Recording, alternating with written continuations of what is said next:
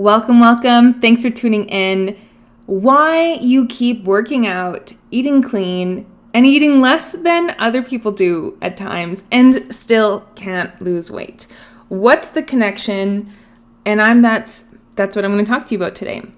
I completely understand. I have been there myself. I battled with, binge eating and had gained 40 pounds within a year and and then I started to just eat really, really clean and then work out all the time. And still that didn't make me lose weight either. And it wasn't until I learned the things I'm going to share with you today that helped me finally release weight and come back to a healthy body weight that I'm happy with, hourglass shape, okay? And why I say hourglass as well is because our hormones impact the way that fat is deposited in the body. So if you have more estrogen, for example, you're going to have likely more weight around the hips and the thighs and cortisol around the abdomen. But we'll get into it in this episode, okay? So if you don't know me yet, my name is Celine Bilgin. I'm the founder of Luscious Living, where personal growth meets wellness. And again, you're in the right place. If you are listening to the podcast, I want you to click the download and subscribe. If you're watching on YouTube, download, or I guess you can't download, but I want you to subscribe and hit the like button so you can stay tuned for more videos like this. All right, so what we're going to go over today is the frustrating process of working out and eating clean and only to either weight loss plateau or not lose weight at all, and why that happens. I want to speak with you about what's happening in your body as well at that time, and then ways you can manage these hormones, okay? So, a lot of women that I speak to come to me, they're doing the boot camps, they're doing the HIIT workouts almost daily, they're eating clean, all the salads, the juices, the smoothies, but the weight isn't coming off. And it's frustrating. Because either we see other women who do the same thing as us and they're thriving, or not even a fraction of the effort and they're way slimmer. So what's the deal?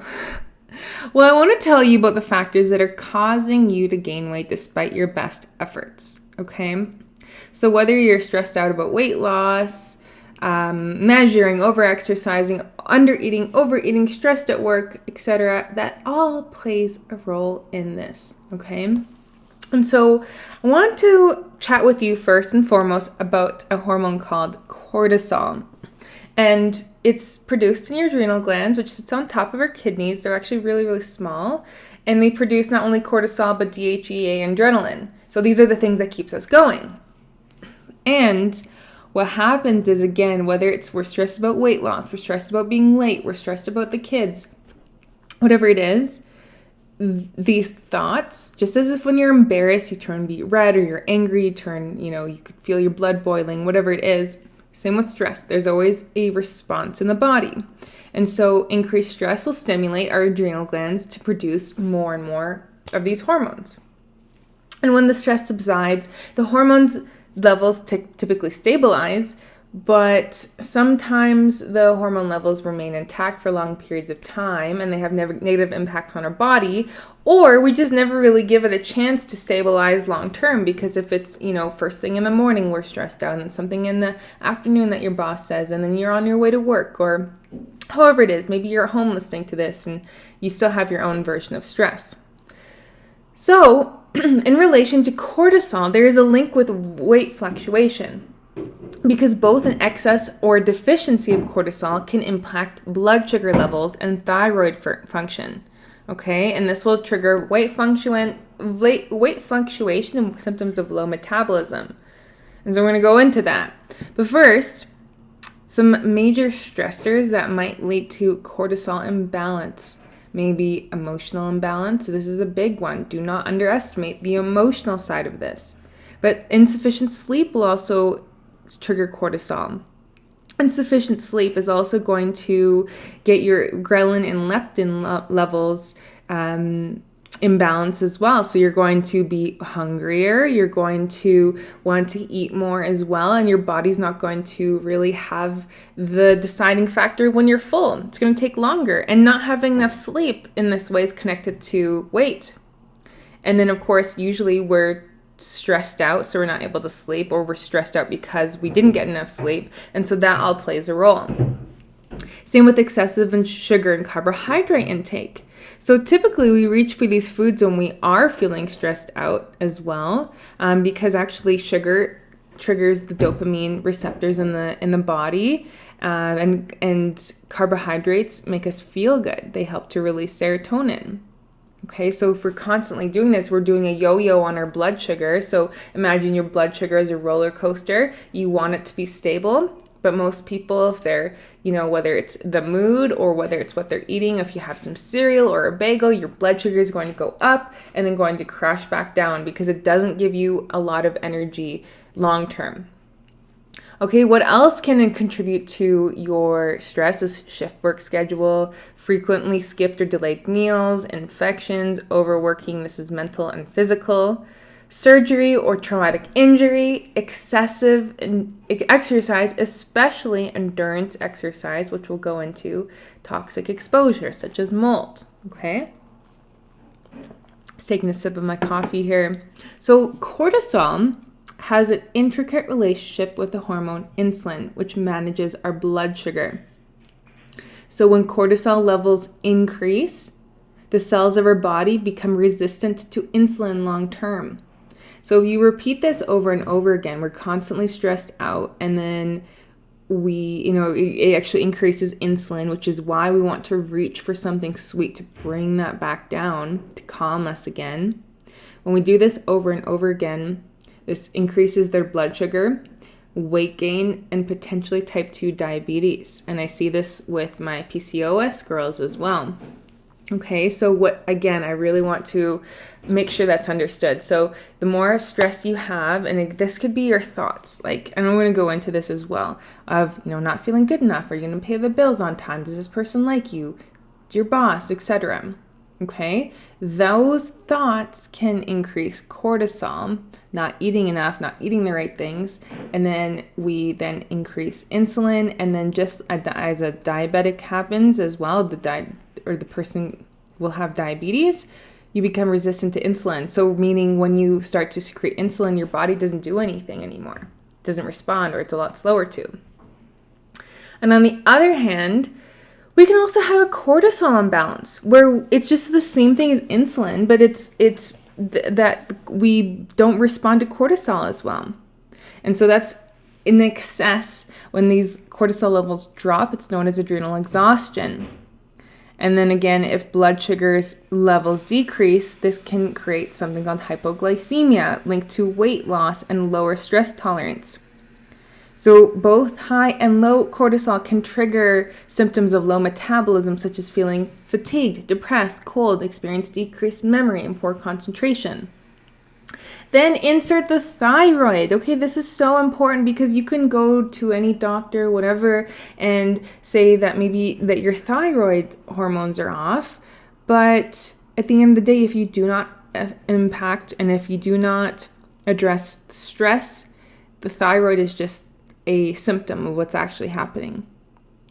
So proper thyroid function helps to maintain a healthy metabolism, but both high and low cortisol levels can impact the conversion of thyroid hormone from its inactive form to its active form. And this can lead to low thyroid, which will cause or could potentially cause weight gain symptoms and other symptoms of poor metabolism. Okay? And so cortisol affects us all differently. Okay, so it might affect your skin, it might affect your hormones, it might affect your sleep, and at different times. But these are some of the most common symptoms to look for. Number 1 is disrupted sleep. 2, fatigue. 3, increased appetite. I don't know about you, but when I'm stressed, I want to eat all the foods. Number 4 is blood sugar problems. Number 5 is weight gain and increased belly fat. That's a big one. 6 is increased inflammation. 7 is a weakened immune system. We do see that the more stress we have, the weaker our immune system is. And mood swings. Okay? And again, if you're stressed, then you're not able to sleep as much. You're not able to recover. And then we end up having weight gain because, again, I want to just summarize. Either the stress affects our thyroid, so you actually might have a lowered metabolism because of your stress. It's not because your thyroid is inherently deficient in anything. I mean, there might be, of course, some micronutrients you want to look for, like iodine to have in your diet and selenium. So again, that the stress can impact your thyroid. It can impact your sleep, which will then affect your leptin and ghrelin levels. You will also likely, be reaching for foods that you didn't plan for. And then you're going to, maybe you end up going to fast food or just having something quick like a bagel. And then that will play with your blood sugar roller coaster as well as those foods are never super nutrient dense either. So you're going to be increasing your calories. And then there's an intricate relationship with estrogen and testosterone and cortisol as well. It's just really, I want you just to know the more stressed we are, the more those other hormones become imbalanced as well. Okay, so it becomes harder to lose weight. So knowing that, that's really what I took on. And I started to increase these things that I'm about to talk to you, how I started to decrease my stress and cortisol, bring my other hormones back to balance, and then I lost weight. And this is the same with my clients as well. Okay, and so what you can begin to do is first and foremost, by managing your perception and eliminating triggers. And what I mean by that is stress is really a perception. If I told you that, sometimes I say this example in corporate wellness talks, or if I were to all of a sudden take a hammer and hammer your hand, you would be pretty darn pissed with me. You'd go to the hospital, you'd probably never talk to me again. But if I told you that I'm going to give you $1 million and a flight to wherever you want, if I put the hammer on your head, or your hand, you would say, okay, fine, let's do this. Okay. And so why I bring this up is because of the perception. If you know that there's going to be some sort of reward or something beneficial for you at the end, then you're more likely to perceive that stress in a different way. Whereas if it's all of a sudden and it almost feels like it's happening to you and why is this happening, then we become very, very stressed about it. So to manage your perception, I want you to first and foremost be very cognizant of the language you are saying to yourself. So instead of saying, I should do this, I should do that, my parents should be this way, my child should be this way, that creates a low level stress in our body. Okay, so start to upgrade your language to say, I will, I won't, I choose not to, I intend to, I choose to, rather than I will try, I should, I could, no, right? And then eliminating triggers is looking at, taking some self-reflection to see what are the things that trigger you throughout the day. Is it disorganization? Is it, driving? Is it not planning your meals? Whatever it is, okay? It could be a certain conversation. So I want you to get really, really clear on what that is for you and start to make progress. Because unless we sit down and take the time to organize that, it's going to be difficult to do anything about it, okay? And so get organized if you need to. The French have a saying called mise en place. So make sure that everything has a place, whether it's your keys or your Tupperware or your phone, so that you don't have to go looking for it. You might want to organize your clothes the night before, have your water bottle filled the night before. All of those things will make a big difference. And then managing your environment is point 2, but it really piggybacks on point 1, is if you can look around you, think about all of the things that are in the room. Do they serve you and your mental health, your physical health? If you, for example, have plants and pictures and a vision board, that's going to serve you rather than having, chips right beside you and the games or the TV, right? And so create a curated environment where it's conducive to focus, it's conducive to your mental health. Next is meditation. So this is something that I had struggled with, and to be honest, I still kind of do. It's still something I have to force myself to do. But we do see that meditation activates the body's relaxation response through the HPA axis, which is the central stress response system. This will lower cortisol and slow your breathing rate. It'll relax your muscles and reduces blood pressure. You don't always need to even sit down and do it, though I do recommend that, but really just being mindful of your breath at any given time. Okay, so next time you're feeling stressed, just take a breath, okay? And we do see that people who complete an online mindfulness program for 1 hour a week for 8 weeks reported a 31% decrease in stress levels a year after the program, which is pretty significant. I know 31% doesn't seem like a whole lot, but a year after is pretty neat, okay? And then we do see one study found that women who were able to describe and accept their stressor had lower cortisol levels. Next one is swapping intense workouts for gentle exercise. I know you're not all going to love this, okay? But the length and intensity of your workouts have a big impact on your cortisol levels. So high intensity exercise, around 80% of your maximal oxygen uptake, even when it's done for only 30 minutes, significantly elevates cortisol levels. So consistent long duration exercise also raises your cortisol levels. And when scientists study cortisol concentrations in the hair of endurance athletes, they found higher concentrations than in non-endurance athletes. So lower intensity workouts, on the other hand, like yoga, can reduce cortisol levels by deactivating the stress response. And they also decreases norepinephrine. So if you are someone who loves your long runs and HIIT workouts, you might want to time it so it's around your follicular phase and ovulatory phase and not during your luteal and menstrual phase. You also might want to cut it out for, maybe if you do HIIT workouts 4 times a week, maybe you do 3 to 2 times a week, and then see if you actually have better results. I would recommend to do strength training or Pilates or walks, swimming, biking instead, really just being active. I really, really would be curious to know if any of you listen to this and actually have better results after, okay? This next one might sound counterintuitive, but having a small amount of healthy carbs like quinoa, squash, sweet potatoes, brown rice can actually help to regulate blood sugar levels, because cortisol, as you know by now, they have and insulin have an inverse relationship.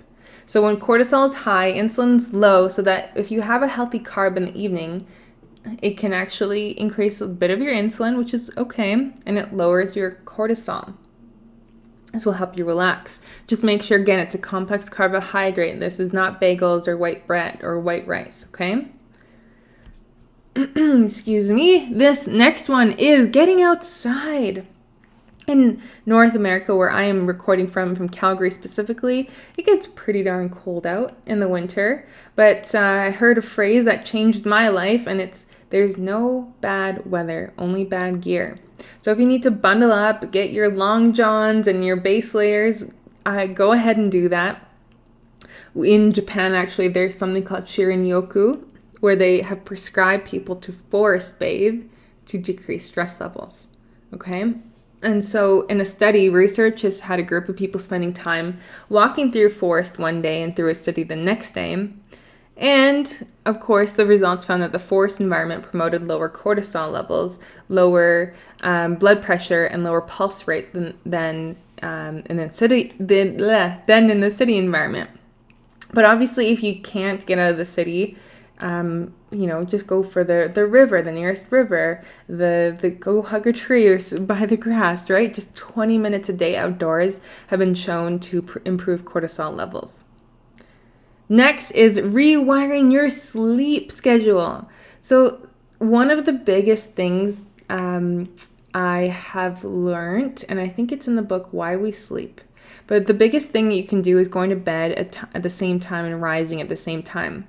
I'm not there yet, to be honest, okay? Especially on weekends, I sleep later.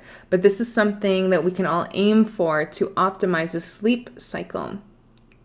You also want to ideally get to bed by 10 p.m., which actually, the reason why you have a second wind is because of a late evening cortisol spike, okay? So that's why that's happening.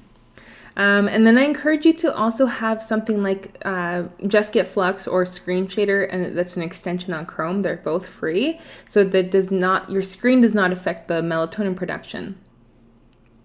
Another one is doing things that make you happy. This one is so simple, but we don't do it enough. I mean, I know so many people don't do enough, and I'm going to say we, but I'm sure if you're listening to this, you might be also in that boat. So whether it's connecting with your friends, family, a new hobby, we do see that doing something that makes you feel good decreases cortisol, but it actually also increases heart rate, or rather it helps to improve heart rate, blood pressure, and inflammatory markers.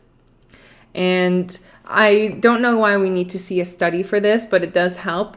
But we found that laughter can decrease stress. And I'm huge on watching, whether it's prank videos or Kevin Hart or a comedian, stand-up comedian online. I love it.